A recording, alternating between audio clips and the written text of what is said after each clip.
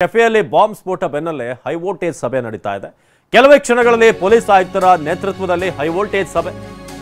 Police ಆಯುಕ್ತ ದಯಾನಂದ್ ನೇತೃತ್ವದಲ್ಲಿ ಈ ಒಂದು ಹೈ ಪ್ರೊಫೈಲ್ ಮೀಟಿಂಗ್ ಅನ್ನ ನಡೆಸಲಾಗ್ತಾ ಇದೆ. ಯಾಕಂದ್ರೆ ನಿನ್ನೆಯಿಂದ ಮೀಟಿಂಗ್ಗಳ ಮೇಲೆ ಮೀಟಿಂಗ್ ಆಗ್ತಾ ಇದೆ. ಇನ್ನೂ ಕೂಡ ಯಾರು ಈ ಶಂಕಿತ ಬಾಂಬರ್ ಅನ್ನೋ ಬಗ್ಗೆ ಪ್ರಶ್ನೆಗಳಿವೆ. ಡಿಸಿಪಿಗಳ ಜೊತೆಗೆ ಸಭೆ ಕರೆದಂತ ಪೊಲೀಸ್ ಕಮಿಷನರ್ ಗೃಹ ಸಚಿವರ ಸಭೆಗೂ ಮುನ್ನ ಡಿಸಿಪಿಗಳ ಜೊತೆ ಚರ್ಚೆ. ಬೆಳಗ್ಗೆ 11:30ಕ್ಕೆ ಸಭೆ ಕರೆದಿರುವಂತಹ ಗೃಹ ಸಚಿವ ಪರಮೇಶ್ವರ್. ಹೀಗಾಗಿ ಕುತೂಹಲ ಕೆರಳಿಸಿರುವಂತಹ ಮೀಟಿಂಗ್. ರಾಮೇಶ್ವರಂ ಕೆಫೆಯಲ್ಲಿ ಆಗಿರುವಂತಹ ಬ್ಲಾಸ್ಟ್ಗೆ ಸಂಬಂಧಪಟ್ಟ ಹಾಗೆ ಇವತ್ತು ಒಂದು ಹೈ ವೋಲ್ಟೇಜ್ ಸಭೆಯನ್ನ ಈಗ ಕರೆಯಲಾಗಿದೆ. ಸೊ ಕೆಫೆಯಲ್ಲಿ ಬಾಂಬ್ ಸ್ಫೋಟ ಸಂಬಂಧಪಟ್ಟ ಹಾಗೆ ಕೆಲವೇ ಕ್ಷಣಗಳಲ್ಲಿ ಪೊಲೀಸ್ ಆಯುಕ್ತರ ನೇತೃತ್ವದಲ್ಲಿ ಒಂದು ಮೀಟಿಂಗ್ ನಡೆಯುತ್ತೆ. ಸೊ ಅದಾದ ನಂತರ ಅಲ್ಲಿ ಆ ಮೀಟಿಂಗ್ನಲ್ಲಿ ಏನು ಔಟ್ಕಮ್ ಬರುತ್ತೆ ಅದರ ಜೊತೆಗೆ ಪರಮೇಶ್ವರ್ ಅವರ ಜೊತೆಗೆ ಹೋಮ್ ಮಿನಿಸ್ಟರ್ ಜೊತೆಗೆ ಒಂದು ಮೀಟಿಂಗನ್ನು ನಡೆಸೋದಕ್ಕೆ ಈಗ ಆಲ್ರೆಡಿ ಫಿಕ್ಸ್ ಆಗಿದೆ ಟೈಮ್. ಸೊ ಗೃಹ ಸಚಿವರ ಸಭೆಗೂ ಮುನ್ನ ಡಿಸಿಪಿಗಳ ಜೊತೆಗೆ ಕಮಿಷನರ್ ದಯಾನಂದ್ ಸಭೆಯನ್ನು ನಡೆಸ್ತಾ ಇದ್ದಾರೆ. ಡಿಸಿಪಿಗಳ ಜೊತೆಗೆ ವಿನಾಯಕ್ ಕೇಟರಿಂಗ್ ಬಿಸ್ನೆಸ್ ನಲ್ಲಿ 20% ಲಾಭ ಗಳಿಸ್ತಿದ್ದಾರೆ. ನೀವು ಕೂಡ ಅವರಿಂದ ಕಲಿಬೇಕಾ? ಅವ್ರ ಜೊತೆ ವಿಡಿಯೋ ಕಾಲ್ ನಲ್ಲಿ ಮಾತಾಡಬೇಕಾ? ಈಗಲೇ ಫ್ರೀಡಮ್ ಆಪ್ ಡೌನ್ಲೋಡ್ ಮಾಡಿ. ಬೆಳಗ್ಗೆ 11:30ಕ್ಕೆ ಸಭೆಯನ್ನು ಕರೆದಿದ್ದಾರೆ ಗೃಹ ಸಚಿವ ಪರಮೇಶ್ವರ್. ಅದಕ್ಕೂ ಮುನ್ನ ಈಗ ಪೊಲೀಸ್ ಉನ್ನತಾಧಿಕಾರಿಗಳು ಒಂದು ಸಭೆಯನ್ನು ಸೇರ್ತಿದ್ದಾರೆ. ಹೀಗಾಗಿ ಈ ಒಂದು ಮೀಟಿಂಗ್ನಲ್ಲಿ ಏನೆಲ್ಲ ವಿಚಾರ ಚರ್ಚೆ ಆಗಿದೆ, ಜೊತೆಗೆ ಈ ಕೇಸ್ನಲ್ಲಿ ಇದುವರೆಗೆ ಆಗಿರುವಂಥ ಡೆವಲಪ್ಮೆಂಟ್ಗಳು, ಏನೇನೆಲ್ಲ ಸಾಕ್ಷ್ಯಗಳು ಸಿಕ್ಕಿದೆ, ಜೊತೆಗೆ ಟೆಕ್ನಿಕಲ್ ಎವಿಡೆನ್ಸ್ ಏನಿದೆ, CCTV ಫುಟೇಜ್ ಏನೆಲ್ಲ ಸ್ಟೋರಿಯನ್ನು ಹೇಳ್ತಾ ಇದೆ ವಿಚಾರಕ್ಕೆ ಸಂಬಂಧಪಟ್ಟ ಹಾಗೆ, ಜೊತೆಗೆ ಅಲ್ಲಿ ಆಗಿರುವಂಥ ಬ್ಲಾಸ್ಟ್ ಹಾಗೂ ಹಿಂದೆ ಆಗಿರುವಂಥ ಕೆಲವೊಂದಷ್ಟು ಘಟನಾವಳಿಗಳು ಅದಕ್ಕೆ ಏನಾದರೂ ಲಿಂಕ್ ಇದೆಯಾ ಅನ್ನೋದ್ರ ಬಗ್ಗೆ ಕೂಡ ಈಗ ಗಹನವಾದಂಥ ಚರ್ಚೆ ಆಗ್ತಾ ಇದೆ. ಶಂಕಿತನನ್ನ ಹಿಡಿಯೋದು ನಮಗೊಂದು ಸವಾಲಾಗಿದೆ ಅಂತ ಬೆಂಗಳೂರಿನಲ್ಲಿ ಗೃಹ ಸಚಿವ ಡಾಕ್ಟರ್ ಜಿ ಪರಮೇಶ್ವರ್ ಹೇಳಿದ್ದಾರೆ. ಶಂಕಿತ ಬಾಂಬರ್ನನ್ನ ಹಿಡಿಯುವಂಥದ್ದು, ಆತನ ಫೈಂಡ್ ಔಟ್ ಮಾಡೋದು ಒಂದು ಚಾಲೆಂಜ್. ಇದು ನಮಗೆ ಇದೊಂದು ಸವಾಲು. NIA NSG ಬಂದಿದೆ, ಅವರು ತನಿಖೆ ಮಾಡ್ತಿದ್ದಾರೆ, ನಾವು ತನಿಖೆ ಮಾಡ್ತಿದ್ದೇವೆ. ಕೆಲ ಟೆಕ್ನಿಕಲ್ ವಿಷಯವನ್ನ ನಾವು ಡಿಸ್ಕ್ಲೋಸ್ ಮಾಡಲ್ಲ, ಇನ್ನೂ ಕೂಡ ಇನ್ವೆಸ್ಟಿಗೇಷನ್ ಇರೋದ್ರಿಂದ. ಎಲ್ಲ ಕ್ಯಾಮ್ರಾದಲ್ಲೂ ಈಗಾಗಲೇ ಪ್ರೊಕ್ಯೂರ್ ಮಾಡ್ಕೊಂಡಿದ್ದಾರೆ. ಅಲ್ಲಿ ಹೆಚ್ಚು ಕಡಿಮೆ ಒಂದು 40-50 ಕ್ಯಾಮ್ರಾಗಳನ್ನ ಅವರು ಇದು ಮಾಡ್ಕೊಂಡಿದ್ದಾರೆ. ಈಗ ಬಸ್ಗಳು, ಉದಾಹರಣೆ ಒಂದು ಬಸ್ಸಲ್ಲಿ ಬಂದಿದೆ ಅಂತ ಮಾಹಿತಿ ಇದೆ.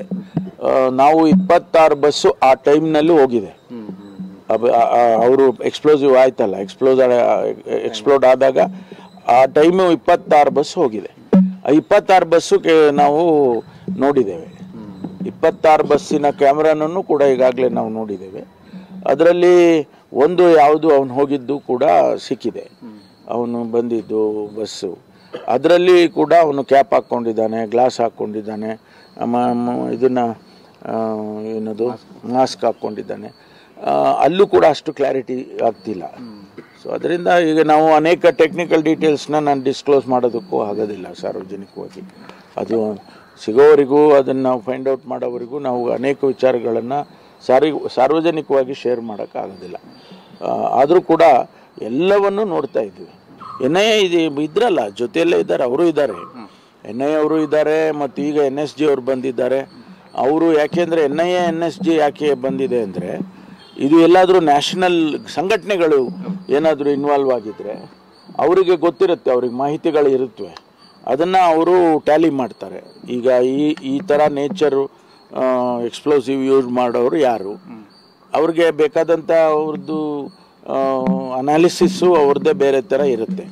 ಹಾಗಾಗಿ ಅವರು ಕೂಡ ಇನ್ವಾಲ್ವ್ ಆಗಿದ್ದಾರೆ. ಒಟ್ಟಾರೆ ಇದು ನಮಗೆ ಒಂದು ಸವಾಲು, ಚಾಲೆಂಜ್ ಇದೆ ನಮ್ಮ ಪೊಲೀಸ್ನವರಿಗೆ ಆಗಲಿ ಮತ್ತು ಬೇರೆ ಬೇರೆ NSG. ಶೀಘ್ರದಲ್ಲೇ ಬಾಂಬ್ ಆರೋಪಿಯನ್ನ ಬಂಧಿಸ್ತೇವೆ ಅಂತ, ಆರೋಪಿ ಪತ್ತೆಗಾಗಿ ಈಗಾಗಲೇ 8 ತಂಡ ರಚನೆ ಆಗಿದೆ ಅಂತ ಬೆಂಗಳೂರಿನಲ್ಲಿ home minister doctor G Parameshwar ಹೇಳಿಕೆಯನ್ನು ಕೊಟ್ಟಿದ್ದಾರೆ. ಪೊಲೀಸರು ವಿವಿಧ ಆಯಾಮಗಳಲ್ಲಿ ತನಿಖೆಯನ್ನು ನಡೆಸುತ್ತಿದ್ದಾರೆ. ಆರೋಪಿಯನ್ನ ಸೆರೆ ಹಿಡಿಯೋದು ಒಂದು ಚಾಲೆಂಜ್, ಅದು ದೊಡ್ಡ ಸವಾಲು. ಬೆಂಗಳೂರಿನಲ್ಲಿ ಗೃಹ ಸಚಿವ ಡಾಕ್ಟರ್ ಜಿ ಪರಮೇಶ್ವರ್ ಈ ಹೇಳಿಕೆಯನ್ನು ಕೊಟ್ಟಿದ್ದಾರೆ. ಪ್ರಸನ್ನ ಈ ಬಗ್ಗೆ ಹೆಚ್ಚಿನ ಮಾಹಿತಿಯನ್ನು ನೀಡ್ತಾರೆ ನೇರ ಸಂಪರ್ಕದಲ್ಲಿ. ಪ್ರಸನ್ನ, ಘಟನೆ ಆಗಿ ಆಲ್ಮೋಸ್ಟ್ 48 ಗಂಟೆಗಳು ಆಗ್ತಾ ಇದೆ. ಈಗ ಇದುವರೆಗೂ ಕೂಡ ಆತ ಯಾರು ಏನು ಅನ್ನೋದ್ರ ಬಗ್ಗೆ ಒಂದಷ್ಟು ಟೆಕ್ನಿಕಲ್ ಎವಿಡೆನ್ಸ್ ಸಿಕ್ಕಿದ್ರೂ ಕೂಡ ಎಕ್ಸಾಕ್ಟ್ಲಿ ಟ್ರೇಸ್ ಮಾಡೋಕೆ ಆಗ್ತಿಲ್ಲ, ಯಾರು ಏನು ಯಾಕೆ ಬಂದಿದ್ದಾನೆ, ಈತನ ಉದ್ದೇಶ ಏನು ಅನ್ನೋದು. ಸೊ ಸದ್ಯಕ್ಕೆ ಗೃಹ ಸಚಿವರು ಈ ವಿಚಾರವನ್ನು ಎಷ್ಟು ಗಂಭೀರವಾಗಿ ತೆಗೆದುಕೊಂಡಿದ್ದಾರೆ, ಯಾವೆಲ್ಲ ಮೀಟಿಂಗ್ಗಳು ಆಗ್ತಾ ಇವೆ, ಸದ್ಯದ ಅಪ್ಡೇಟ್ ಏನಿದೆ ಈ ಕೇಸ್ಗೆ ಸಂಬಂಧಪಟ್ಟ ಹಾಗೆ ಪ್ರಸನ್ನ? ಅವಿನಾಶ್, ಕೆಲವು ಸಚಿವರು ಹೇಳಿದ ಹಾಗೆ ಇದೊಂದು ಸಿಲ್ಲಿ ಅಟೆಂಪ್ಟ್ ಅಂತ ಸರ್ಕಾರ ಇದನ್ನ ಉಡಾಫೆ ಮಾಡೋದಕ್ಕೆ ಸಾಧ್ಯವಿಲ್ಲ. ಈ ಕಾರಣಕ್ಕೋಸ್ಕರವೇ ಇದನ್ನ ಗಂಭೀರವಾಗಿ ತೆಗೆದುಕೊಂಡಿದ್ದೇವೆ ಅಂತ ಹೇಳಿ ಸ್ಪಷ್ಟನೆ ಕೊಟ್ಟಿರುವಂತಹ ಗೃಹ ಸಚಿವ ಡಾಕ್ಟರ್ ಜಿ ಪರಮೇಶ್ವರ್ ಅವರು ಈ ಇಂಟೆನ್ಸಿಟಿಗೆ ಸಂಬಂಧಪಟ್ಟ ಹಾಗೆಯೂ ಕೂಡ ಒಂದು ಸ್ಪಷ್ಟನೆಯನ್ನು ಕೊಡುವಂತ ಕೆಲಸವನ್ನ ಮಾಡಿದ್ದಾರೆ. ಮತ್ತು ಬೆಳಗ್ಗೆ 11:00 ಸರಿಯಾಗಿ ಹಿರಿಯ ಅಧಿಕಾರಿಗಳ ಸಭೆಯನ್ನು ಕೂಡ ಪೊಲೀಸ್ ಕಮಿಷನರ್ ಅವರ ಕಚೇರಿಯಲ್ಲಿ ಕರೆಯಲಾಗಿದೆ. ಈಗ ಸರ್ಕಾರದ ಮುಂದೆ 2 ಸವಾಲುಗಳಿದ್ದಾವೆ. ಒಂದು, ಘಟನೆ ನಡೆದ ಬಳಿಕ ಆ ಆರೋಪಿಯನ್ನ, ದುಷ್ಕರ್ಮಿಯನ್ನ ಪತ್ತೆ ಹಚ್ಚುವಂತದ್ದು ಒಂದು ಸವಾಲು. ಜೊತೆಗೆ ಯಾವುದಾದ್ರೂ ಸಂಘಟನೆಗೆ ಇದಕ್ಕೆ ಸಂಬಂಧ ಇದೆಯಾ, ಮಂಗಳೂರು ಬ್ಲಾಸ್ಟ್ಗೆ ಸಂಬಂಧ ಇರಬಹುದು ಅಥವಾ ಬೆಂಗಳೂರಿನಲ್ಲಿ ಆದಂತಹ ಬೇರೆ ಬೇರೆ ಘಟನೆಗಳಿಗೆ NIA ಹಲವು ತಿಂಗಳ ಹಿಂದೆ ಕೆಲವೊಂದಿಷ್ಟು ಭಯೋತ್ಪಾದಕ ಚಟುವಟಿಕೆಗಳ ಹಿನ್ನೆಲೆಯಲ್ಲಿ ಹಲವರನ್ನ ವಶಕ್ಕೆ ಪಡೆದಿತ್ತು. ಅದಕ್ಕೂ ಇದಕ್ಕೂ ಏನಾದರೂ ಸಂಬಂಧ ಇದೆಯಾ ಅನ್ನುವಂತ ಒಂದಷ್ಟು ಸಾಮ್ಯತೆಗಳ ಅನಾಲಿಸಿಸ್ ಅನ್ನ ಮಾಡಬೇಕಂತ ಒಂದು ಬಹುದೊಡ್ಡ ಸವಾಲು ಇದೀಗ ಸರ್ಕಾರದ ಮುಂದಿದೆ, ಅಧಿಕಾರಿಗಳ ಮುಂದಿದೆ. ಜೊತೆಗೆ ಈಗಾಗಲೇ ಎಲ್ಲ CCTV ಕ್ಯಾಮೆರಾಗಳ ಫುಟೇಜ್ಗಳನ್ನು ಕೂಡ ಕ್ಯಾಪ್ಚರ್ ಆಗಿರುವಂತದ್ದನ್ನ ಅಧಿಕಾರಿಗಳು ಪರಿಶೀಲನೆಯನ್ನ ನಡೆಸ್ತಾ ಇದ್ದಾರೆ. ಈ ಸಂದರ್ಭದಲ್ಲಿ ಆತ ಬಸ್ಸಿನಲ್ಲಿ ಓಡಾಡಿದ್ದಾನೆ ಎನ್ನುವಂತಹ ಮಾಹಿತಿ ಇಲಾಖೆಯ ಅಧಿಕಾರಿಗಳಿಗೆ ಸಿಕ್ಕಿದೆ. ಬಸ್ಗಳ ಫುಟೇಜ್ಗಳನ್ನು ಕೂಡ ತೆಗೆದುಕೊಳ್ಳಲಾಗಿದೆ. 26 ಬಸ್ಗಳು ಓಡಾಡಿದ್ದಾವೆ. ಸುಮಾರು 46ಕ್ಕೂ ಹೆಚ್ಚು CCTV ಕ್ಯಾಮೆರಾಗಳ ಫುಟೇಜ್ಗಳನ್ನ ಅಧಿಕಾರಿಗಳು ಪರಿಶೀಲನೆಯನ್ನ ನಡೆಸ್ತಾ ಇದ್ದಾರೆ. ಮತ್ತು ಬೇರೆ ಬೇರೆ ಹೈ ರೆಸೊಲ್ಯೂಷನ್ ಕ್ಯಾಮೆರಾಗಳಲ್ಲಿ ಎಲ್ಲಾದರೂ ಕೂಡ ಈ ದುಷ್ಕರ್ಮಿಯ ಚಹರೆ ಪತ್ತೆಯಾಗಿದೆ ಅನ್ನೋ ಬಗ್ಗೆಯೂ ಕೂಡ ಪರಿಶೀಲನೆಯನ್ನ ನಡೆಸಲಾಗ್ತಾ ಇದೆ. ಗೃಹ ಸಚಿವರೇ ಹೇಳ್ತಾ ಇರುವಂತಹ ಹಾಗೆ ಈಗ ಇರುವಂತಹ ಒಂದು ಬಹುದೊಡ್ಡ ಸವಾಲು ಅಂತಂದ್ರೆ ಆತ ಗ್ಲಾಸ್ ಹಾಕೊಂಡಿದ್ದಾನೆ, ಕಪ್ಪು ಗ್ಲಾಸ್ ಹಾಕೊಂಡಿದ್ದಾನೆ, ಮಾಸ್ಕ್ ಹಾಕೊಂಡಿದ್ದಾನೆ, ಕ್ಯಾಪ್ ಹಾಕೊಂಡಿದ್ದಾನೆ, ತನ್ನ ಚಹರಿಯನ್ನ ಮುಚ್ಚಿಡೋದಕ್ಕೆ ಏನೆಲ್ಲ ಬೇಕು ಆ ಎಲ್ಲ ಸಿದ್ಧತೆಗಳನ್ನ ದುಷ್ಕರ್ಮಿ ಮಾಡ್ಕೊಂಡಿದ್ದಾನೆ. ಈ ಕಾರಣಕ್ಕೋಸ್ಕರ ಎಲ್ಲಾದ್ರೂ ಒಂದು ಕ್ಯಾಮೆರಾದಲ್ಲಾದ್ರೂ ಆತನ ಚಹರೆ ಪತ್ತೆ ಆಗುತ್ತಾ ಅನ್ನುವಂತ ನಿಟ್ಟಿನಲ್ಲಿ ಇದೀಗ ಅಧಿಕಾರಿಗಳು ಸಾಕಷ್ಟು ಪರಿಶೀಲನೆಯನ್ನ ನಡೆಸ್ತಾ ಇದ್ದಾರೆ. ಮತ್ತು ಬೇರೆ ಬೇರೆ ರೀತಿಯಲ್ಲಿ ಜನರು ಆತಂಕಕ್ಕೆ ಒಳಗಾಗಬಾರದು ಅನ್ನುವಂತ ನಿಟ್ಟಿನಲ್ಲಿ ಬೇರೆ ಎಲ್ಲ DCPಗಳ ಸಭೆಯನ್ನು ಕೂಡ ಕರೆಯಲಾಗಿದೆ. ಹಿಂದೆಯೂ ಕೂಡ ಶಾಲೆಗಳಿಗೆ ಥ್ರೆಟ್ ಕರೆ ಬಂದಾಗ ಪೋಷಕರು ಆತಂಕಕ್ಕೆ ಒಳಗಾಗಿದ್ರು. ಇದೀಗ ಆಗಿರುವಂತಹ ಘಟನೆ ಏನಿದೆ ಇದು ಪ್ರತಿದಿನ ಜನರು ಓಡಾಡುವಂತಹ ಜಾಗ, ಬೆಳಗ್ಗೆ ಎದ್ದು ತಿಂಡಿಗೆ ಅಂತ ಹೋಗುವಂತಹ ಸ್ಥಳದಲ್ಲಿ ಈ ರೀತಿಯ ಘಟನೆ ಆದ್ರೆ ಬಹುತೇಕ ಬೆಂಗಳೂರಿನ ಎಲ್ಲ ಭಾಗದ ಜನರು ಕೂಡ ಸಹಜವಾಗಿ ಆತಂಕಕ್ಕೆ ಒಳಗಾಗ್ತಾರೆ. ಈ ಆತಂಕವನ್ನ ದೂರ ಮಾಡಬೇಕಂತ ಬಹುದೊಡ್ಡ ಸವಾಲು ಇದೀಗ ಪೊಲೀಸ್ ಇಲಾಖೆಯ ಮುಂದಿದೆ. ಈ ಕಾರಣಕ್ಕೋಸ್ಕರ ಎಲ್ಲ DCPಗಳ ಜೊತೆಗೂ ಕೂಡ ಪರಿಶೀಲನಾ ದೃಷ್ಟಿಯಿಂದ ಮತ್ತು ಮುನ್ನೆಚ್ಚರಿಕೆಯನ್ನು ಏನ್ ತೆಗೆದುಕೊಳ್ಳಬೇಕು ಅನ್ನೋ ದೃಷ್ಟಿಯಿಂದ ಇದೀಗ ಗೃಹ ಸಚಿವರು ಸಭೆಯನ್ನು ನಡೆಸ್ತಾ ಇದ್ದಾರೆ. ನಿನ್ನೆ ನಡೆದಂತಹ ಹೈ ವೋಲ್ಟೇಜ್ ಮೀಟಿಂಗ್ ನಲ್ಲೂ ಕೂಡ ಮುಖ್ಯಮಂತ್ರಿಗಳು ಗಸ್ತನ್ನ ಹೆಚ್ಚು ಮಾಡೋದಕ್ಕೂ ಸೂಚನೆಯನ್ನ ಕೊಟ್ಟಿದ್ರು. ಅಂದ್ರೆ ಈಗ ಇರುವಂತಹ ಹೊಯ್ಸಳ ವಾಹನಗಳ ರೆಸ್ಪಾನ್ಸ್ ಟೈಮ್ ತುಂಬಾ ಚೆನ್ನಾಗಿದೆ, ಆದ್ರೆ ಅದನ್ನ ಇನ್ನಷ್ಟು ಕಡಿಮೆ ಮಾಡುವಂತಹ ನಿಟ್ಟಿನಲ್ಲೂ ಕೂಡ ತಕ್ಷಣ ಕ್ರಮ ತೆಗೆದುಕೊಳ್ಳುವಂತೆ ಸೂಚನೆಯನ್ನು ನೀಡಲಾಗಿದೆ. ಈ ಕಾರಣಕ್ಕೋಸ್ಕರ ಈಗ ಗೃಹ ಸಚಿವರ ಸಭೆ ಅತ್ಯಂತ ಮಹತ್ವವನ್ನು ಪಡೆದುಕೊಂಡಿದೆ. ಅವಿನಾಶ, ಧನ್ಯವಾದ ಪ್ರಸನ್ನ. ನಾನು CM DCM ಕೊಡುವಂತ ಹೇಳಿಕೆ ಮಾತ್ರ ಅಧಿಕೃತ ಅಂತ ಬೆಂಗಳೂರಿನಲ್ಲಿ ಗೃಹ ಸಚಿವ ಡಾಕ್ಟರ್ ಜಿ ಪರಮೇಶ್ವರ್ ಹೇಳಿದ್ದಾರೆ. ಈ ಘಟನೆಗೆ ಸಂಬಂಧಪಟ್ಟ ಹಾಗೆ ನಾನಾಗ್ಲಿ ಅಥವಾ CM ಆಗಲಿ DCM ಕೊಡುವಂತ ಸ್ಟೇಟ್ಮೆಂಟ್ಗಳು ಮಾತ್ರ ಅಫಿಷಿಯಲ್. ಶರಣ್ ಪ್ರಕಾಶ್ ಪಾಟೀಲ್ ಅವರಿಗೆ ಮಾಹಿತಿ ಇಲ್ಲದೆ ಇರಬಹುದು, ಹಾಗಾಗಿ ಹಾಗೆ ಎಲ್ಲರ ಹೇಳಿಕೆ ಅಧಿಕೃತ ಅಂತ ಪರಿಗಣಿಸಬೇಡಿ. ಒಂದೋ ನಾನು ಹೇಳಬೇಕು ಅಥವಾ CM ಹೇಳಬೇಕು, ಇಲ್ಲದೆ ಹೋದ್ರೆ DCM ಹೇಳಬೇಕು, ಇದು ಮಾತ್ರ ಅಫಿಷಿಯಲ್ ಅಂತ ಕನ್ಸಿಡರ್ ಮಾಡಿ. ಟೆಕ್ನಿಕಲ್ ಮಾಹಿತಿ ಇಲಾಖೆ ಸಚಿವರಾಗಿ ನನಗಿರುತ್ತೆ. ಸಹಜವಾಗಿ ಸಚಿವ ಶರಣ್ ಪ್ರಕಾಶ್ ಪಾಟೀಲ್ ಹೇಳಿದ್ದಾರೆ, ಟೆಕ್ನಿಕಲ್ ಮಾಹಿತಿ ಇಲಾಖೆ ಸಚಿವರಾಗಿ ನನಗೆ CMಗೆ ಇರುತ್ತೆ. ಹಾಗಾಗಿ ಉಳಿದಂತಹ ಸಚಿವರು ಕೊಡುವಂತಹ ಸ್ಟೇಟ್ಮೆಂಟ್ಗಳನ್ನ ತೀರಾ ಸೀರಿಯಸ್ ಆಗಿ ತೆಗೆದುಕೊಳ್ಳುವಂಥದ್ದು ಬೇಡ, ಅದನ್ನು ಸಿಲ್ಲಿ ಅಂತ ಅನ್ಕೊಂಡು ಬಿಟ್ರೆ ಓಕೆ ಅನ್ನೋ ರೀತಿಯಾಗಿ ಹೇಳಿದ್ದಾರೆ. ಅವರಿಗೆ ಪಾಪ ಅವ್ರಿಗೇನು ಮಾಹಿತಿಗಳು ಹೆಚ್ಚು ಇರೋದಿಲ್ಲ. ಏನೋ ಒಂದು ತಾವೆಲ್ಲ ಹೋಗಿ ಕೇಳಿದಾಗ ಏನೋ ಒಂದು ಹೇಳಿಬಿಡ್ತಾರೆ. ಅದು ಅಧಿಕೃತ ಅಂತ ಅನ್ಸೋದಿಲ್ಲ ನನಗೆ. ಅವರ ದೃಷ್ಟಿಕೋನದಲ್ಲಿ ಅವರು ಏನೋ ಒಂದು ಹೇಳ್ತಾರೆ. ಆದರೆ ನಾವು ಹೇಳಿದಾಗ ಅನೇಕ ಮಾಹಿತಿಗಳನ್ನ ಇಟ್ಕೊಂಡು ಹೇಳ್ತೀವಿ. ನಮಗೆ ಗೊತ್ತಾಗೋ ಮಾಹಿತಿ ಬಹುಶಃ ಶರಣ್ ಪ್ರಕಾಶ್ ಅವರಿಗಾಗಲಿ ಬೇರೆ ಸಚಿವರಿಗಾಗಲಿ ಗೊತ್ತಿರೋದಿಲ್ಲ. ಅವರು ಆಫ್ ದ ಕಫ್ ಏನೋ ಒಂದು ಹೇಳ್ಬಿಡ್ತಾರೆ. ಅದನ್ನು ನಾವು ಅಧಿಕೃತ ಅಂತ ತಗೊಳ್ಳೋದಿಲ್ಲ. ನಾವು ಮುಖ್ಯಮಂತ್ರಿಗಳಾಗಲಿ, ನಾನಾಗಲಿ, ಇಲಾಖೆ ಆಗಲಿ, ನಮ್ಮ ಉಪಮುಖ್ಯಮಂತ್ರಿಗಳಾಗಲಿ ಹೇಳಿದಾಗ ಒಂದಿಷ್ಟು ಜವಾಬ್ದಾರಿಯಿಂದ ಹೇಳ್ತೇವೆ. ಅವರಿಗೆ ಬ್ಲಾಸ್ಟ್ ಪ್ರಕರಣ ಗಂಭೀರವಾಗಿ ಪರಿಗಣಿಸಿದ್ದೇವೆ, ಪೊಲೀಸರಿಗೆ ಸಂಪೂರ್ಣ ಜವಾಬ್ದಾರಿಯನ್ನು ಕೊಟ್ಟಿದ್ದೀವಿ, ಫ್ರೀ ಹ್ಯಾಂಡ್ ಕೊಟ್ಟಿದ್ದೀವಿ ಪೊಲೀಸರಿಗೆ ಅಂತ DCM DK ಶಿವಕುಮಾರ್ ಹೇಳಿದ್ದಾರೆ. ಪೊಲೀಸರಿಗೆ ಸಂಪೂರ್ಣವಾದಂತಹ ಜವಾಬ್ದಾರಿ ಜೊತೆಗೆ ಫ್ರೀಡಮ್ ಕೊಟ್ಟಿದ್ದೀವಿ ನಾವು.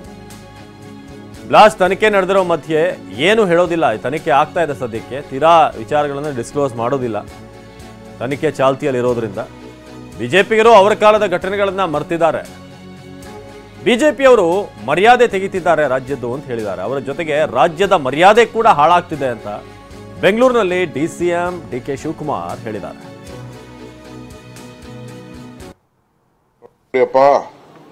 ಪೊಲೀಸ್ ಅವರು ಇನ್ವೆಸ್ಟಿಗೇಷನ್ ಮಾಡ್ತಾ ಇದ್ದಾರೆ.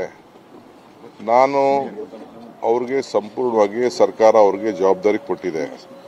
ಈಗ ನಾನು ಮಧ್ಯ ನಾನೇನು ಮಾತಾಡಕ್ಕೆ ಹೋಗುದಿಲ್ಲ, ಮಾತಾಡಲೂಬಾರ್ದು.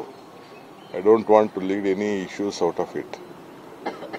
ಸರ್ಕಾರಕ್ಕೆ ಇಂಥ ವಿಚಾರನ ನಾವು ಭಾಳ ಗಂಭೀರವಾಗಿ ಪರಿಗಣಿಸ್ತಾ ಇದ್ದೀವಿ. ಅವ್ರ ಡ್ಯೂಟಿ ಎಲ್ಲ ಆ್ಯಂಗಲಲ್ಲೂ ಮಾಡ್ತಾ ಇದ್ದಾರೆ. ಅವರು ನಮಗೆ ರಕ್ಷಣೆ ಮಾಡೋಕ್ಕೆ ಏನು ಬೇಕೋ, ಬೆಂಗಳೂರಿನ ಗೌರವ ಕಾಪಾಡೋಕ್ಕೆ ಏನು ಬೇಕೋ ನಾವು ಮಾಡ್ತೀವಿ. ಪಾಪ BJPಯವರು ಅವ್ರ ಕಾಲದಲ್ಲಿ ನಡೆದದನ್ನೆಲ್ಲ ಮರ್ತುಬಿಟ್ಟಿದ್ದಾರೆ. ನಾನು ಪಾಲಿಟಿಕ್ಸ್ ಮಾಡೋಕ್ಕೆ ನಮ್ಗೆ ಇಷ್ಟ ಇಲ್ಲ. ಅವ್ರೇನು ಬೇಕಾದ್ರೂ ಪಾಲಿಟಿಕ್ಸ್ ಮಾಡ್ಕೊಳ್ಳಿ.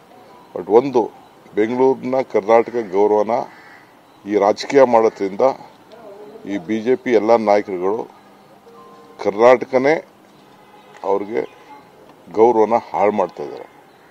ಇದು ಅವ್ರ ತಲೆಯಲ್ಲಿ ಇಟ್ಕೋಬೇಕು. ಕರ್ನಾಟಕ ಗೌರವ ಹಾಳು ಮಾಡ್ತಾ ಇದ್ರೆ ಬೆಂಗಳೂರು ಗೌರವ ಹಾಳು ಮಾಡ್ತದೆ, ಅವ್ರ ಗೌರವನೂ ಹಾಳು ಮಾಡ್ಕೊಂಡಂಗೆ. ಸೊ ಇಂಥ ಸಂದರ್ಭದಲ್ಲಿ ಈ ದೇಶದ ಐಕ್ಯತೆ, ಶಾಂತಿ, ಜನರ ಬದುಕು, ಇದ್ರ ಬಗ್ಗೆ ನಮಗೆ ಅರಿವಿರಬೇಕು. ಇಷ್ಟು ಮಾತ್ರ ನಾನು ಹೇಳ್ತೀನಿ.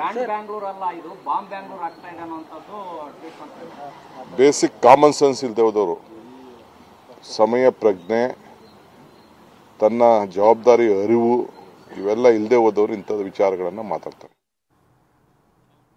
ಹೇಳಿದ್ದು ಬ್ರ್ಯಾಂಡ್ ಬೆಂಗಳೂರು, ಮಾಡಿದ್ದು ಬಾಂಬ್ ಅಂತ ಈಗ ಬಿಜೆಪಿ ಆಕ್ರೋಶ ವ್ಯಕ್ತಪಡಿಸ್ತಾ ಇದೆ. ಸರ್ಕಾರದ ವಿರುದ್ಧ ಟ್ವೀಟ್ ಮಾಡಿ ಆಕ್ರೋಶ ವ್ಯಕ್ತಪಡಿಸ್ತಾ ಇದೆ ಬಿಜೆಪಿ. ಹೇಳಿದ್ದು